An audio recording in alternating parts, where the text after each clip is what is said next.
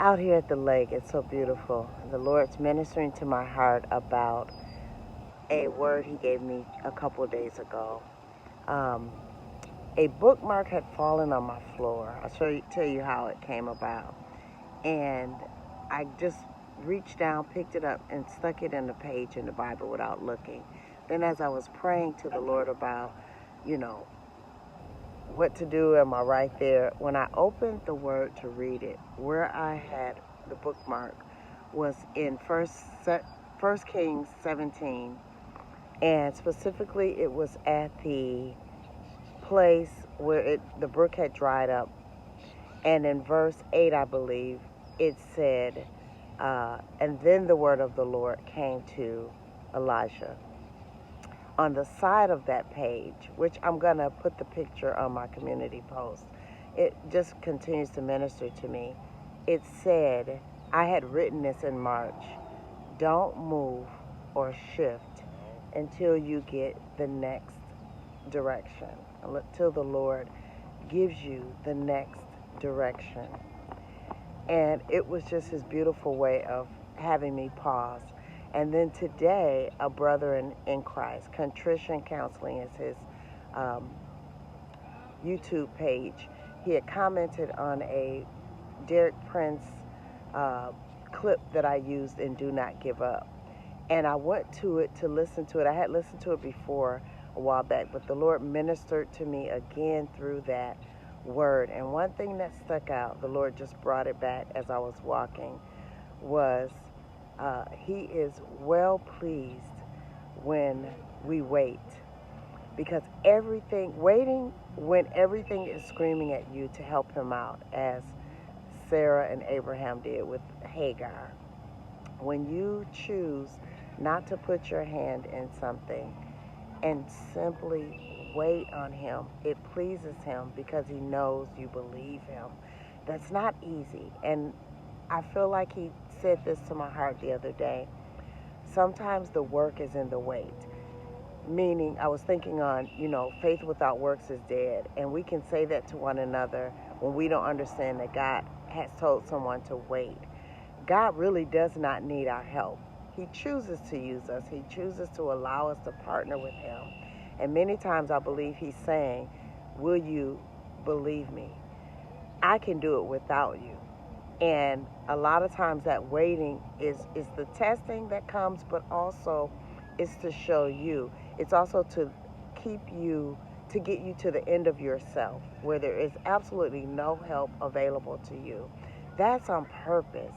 And if we're paying attention, then you can know, as uncomfortable as it feels, it's exactly where He wants you to be. So I pray that this continues to anchor you, to let you know, for those that are waiting, and you're waiting, I call it hoping against hope. You know He can do it. You're trusting that He will.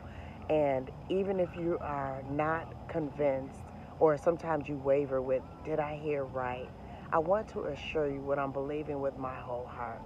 God is fully capable of redirecting you when you keep your heart willing to be wrong. When you keep your heart open to Him to say, Lord, I really thought this, because He knows everything, right? So I believe this with my whole heart. When He knows you truly are, to the best of your ability, following Him, leaning on Him and not anyone else, because we can make it look spiritual and we're not necessarily following. But when you have really released that thing to Him, is when He will work. It's a song, On Time God. I just heard it and I thought, He is on time.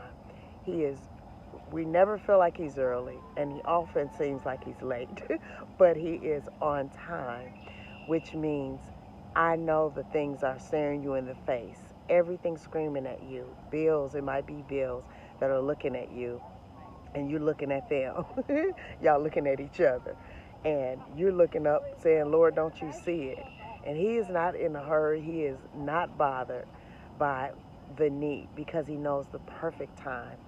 I'm here to tell you, I believe that those doors are about to open. Micah 2:13 talks about when the breaker breaks through.